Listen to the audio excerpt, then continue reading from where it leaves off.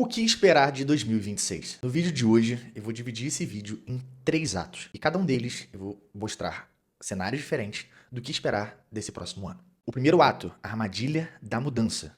O segundo ato, os desafios e o ritmo de como vai acontecer 2026. E o terceiro, e não mais importante, como equilibrar tudo que vai acontecer nesse próximo ano. Lá na descrição tem o nosso grupo do WhatsApp, onde toda quarta-feira a gente faz a nossa mentoria ao vivo. Para você participar é totalmente de graça.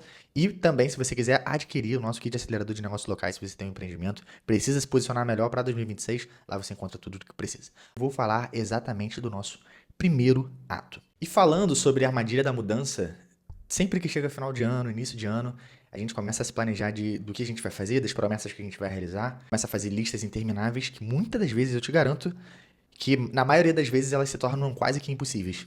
Coloca que vai aprender inglês, que você vai emagrecer, que você vai entrar na academia, que você vai começar num novo esporte, mas muitas das vezes você acaba se frustrando. Por quê? Porque acaba botando tantas metas intangíveis e até quase que impossíveis que fica insustentável. Chega janeiro, você está animado, você participa e tenta fazer tudo aquilo que você se comprometeu. Chega fevereiro, março, mas aí vem carnaval, vem outros eventos e tudo mais, e você acaba desistindo. E se em outros anos, como 2024, 2025, até antes disso, já é difícil a gente conseguir cumprir as metas que a gente coloca, 2026 vai ser ainda mais desafiador. E quando eu entrar no segundo ato, eu vou explicar todos os desafios que a gente vai ter e como a gente vai montar esse planejamento para o nosso ano. Mas a primeira coisa que eu queria dizer com esse primeiro ato é para você não colocar metas intangíveis ou quantidades de metas absurdas para serem executadas. Parece até contraditório porque eu coloquei a meta de que em 2026 eu vou fazer 1 milhão de faturamento. Em 2025 eu fiz 344, eu quase tenho que triplicar os meus resultados para conseguir bater esse faturamento. É muito improvável, mas não é impossível conseguir esse resultado e eu acredito que eu vou conseguir as ferramentas e as capacidades técnicas e intelectuais para conseguir chegar nesse resultado. Junto com a ajuda de vocês que participam também das mentorias, da comunidade, que engajam as ferramentas, que engajam a nossa comunidade nas mentorias, mas também com estratégias validadas de pessoas que já fizeram isso várias vezes, várias pessoas conseguiram, por que não? Eu não vou conseguir ou você não vai conseguir. Mas o primeiro ponto é, para de querer se cobrar tanto para 2026, porque senão vai ser mais um ano de frustração com aquilo que você não consegue colocar em prática e você não consegue ter consistência porque bota tantas metas no papel. Colocar mais o pé no chão, ser mais consistente naquilo que você se compromete, do que tentar fazer coisas que você sabe que você não vai conseguir. Feito é melhor que perfeito. E eu odeio essa frase, porque muitas das vezes o feito de qualquer maneira é horrível. Mas se você pegar essa frase e você olhar de outro ângulo, no qual você faz as coisas que têm que ser feitas, você não entrega o 100% porque é muito difícil, não se cobre para fazer o 100%, o perfeito não existe. Você entrega a sua melhor condição dentro daquilo que você poderia fazer. Esses vídeos que eu tenho feito para o YouTube, provavelmente daqui a 1, 2 anos eu vou olhar para hoje e vou achar eles horríveis.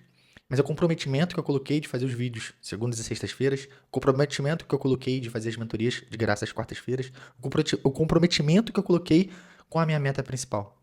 Então foque em uma coisa.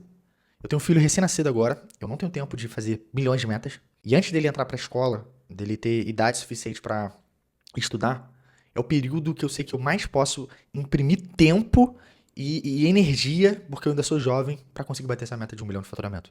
E agora eu quero entrar no segundo ato, os desafios que nós vamos concorrer em 2026. Eu já tinha escutado isso de algumas pessoas, de como vai ser os feriados e etc. Mas eu não tinha noção de quanto isso vai impactar a nossa vida. Se você é empreendedor, se você trabalha com digital, se você tem o seu próprio negócio ou trabalha com serviço, 2026 vai ser um ano muito desafiador. Nacionalmente, mundialmente e o ritmo que as coisas vão acontecer. O primeiro ponto é, em 2026 vamos ter 10 feriados nacionais. Há quase uma década a gente não tem tantos feriados caindo no meio de semana. Então a gente tem praticamente 2 semanas perdidas dentro dos dias úteis do que a gente pode trabalhar. Não que isso seja um problema, até porque a gente precisa também desses momentos de relaxar e tudo mais. Carnaval em fevereiro. A gente obrigatoriamente para aí pelo menos 4 ou 5 dias, onde quebra muito esse ritmo. Vai ser no meio de fevereiro e a gente ainda está ajustando o ano ali pensando em todo o nosso planejamento. Então janeiro é um ritmo muito pensando pro carnaval, vem o carnaval, é dia 17 de fevereiro, acabou o carnaval e a gente vai começar o ano propriamente dito, né? Pelo menos março, o carnaval não ficou para março, então o ano vai começar mais cedo, é um ponto positivo desse nosso calendário. Porém, a partir do momento de janeiro a maio, quando a gente entra em junho, a gente tem Copa do Mundo. Independente dos jogos do Brasil acontecerem à noite, como estão programados, 7, 10 horas da noite, a gente vai ter o desafio, porque o brasileiro ele não vai estar preocupado com o que está acontecendo naquele momento. Mesmo que ele esteja no trabalho, ele vai estar preocupado com o jogo. Muitas empresas vão dar ponto facultativo justamente para poder assistir o jogo. É o momento que o país fica voltado para aquele evento. E quanto mais o Brasil for avançando nessas etapas, mais a gente se insere mais nesse percurso, que pode durar aí, em média de 30 a 40 dias, nesse período de junho a julho. E não mais importante que isso, logo após a Copa do Mundo, a gente entra num momento extremo do nosso país, que são as eleições para a presidência do Brasil.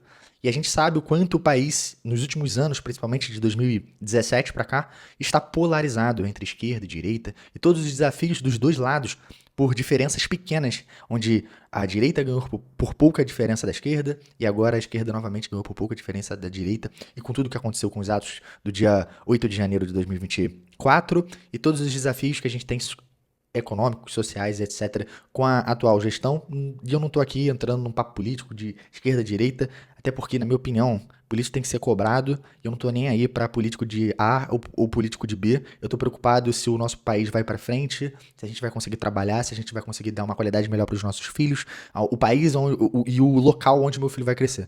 Essa é a minha preocupação.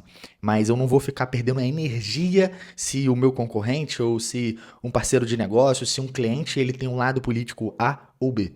Eu estou olhando para o meu negócio de forma bem micro mesmo, e não me importando, obviamente que eu olho o campo macro, mas aquilo não é uma despesa de energia mental, onde eu perco a minha vitalidade com esse tipo de preocupação.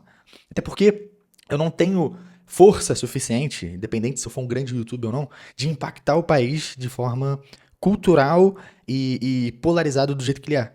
Mas eu tenho controle de como aquilo vai impactar a minha vida. Então, independente da direita ou esquerda, quem for ganhar na política em 2026, vai ser um momento de grande tensão, porque é um momento de grande tensão dentro do nosso país nos últimos anos. Então, ali em outubro, a gente vai ter praticamente um período, um corte do ano de 40 dias, onde a gente vai estar voltado muito para a primeira e provavelmente para o segundo turno. Então é um momento que também vai impactar o comércio, vai impactar o time e a forma que as pessoas estão vendo o mercado. Então, provavelmente, os anúncios vão ficar mais caros por conta desses feriados. A forma que o comércio vai se comportar de acordo com o momento do governo e como a gente vai lidar com essas questões. E o que eu quero te dizer é que, pelo fato de ter tudo isso, não se cobre tanto. O erro vai estar aí. E você querer compensar todos esses feriados, tudo isso que vai acontecer, a política, o futebol, se desgastando mais ainda e talvez não dando a devida importância para aquilo que precisa da importância.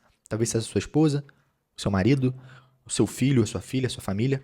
Então, por mais que tenham esses períodos dentro de 2026, foque em trabalhar de forma inteligente. Que esses feriados sejam momentos felizes para a sua família, onde você esteja com eles em comunhão, relaxando, pensando de forma estratégica para o seu negócio. Que a Copa do Mundo seja um momento de celebração, de união do país, porque pouco tempo depois a gente vai ter as eleições para a presidência do Brasil. E que nas eleições, independente do cenário que aconteça, de esquerda ou direita, aquilo não vai impactar a sua mente, o seu psicológico, independente de qual lado ganhe.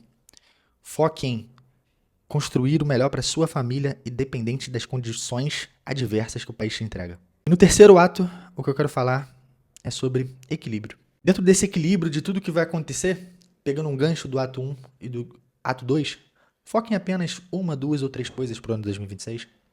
Não pense de uma forma onde você vai se desgastar ao ponto de ficar doente, de talvez não aproveitar a sua família. Em 2026 eu tenho um plano de bater 1 milhão faturados.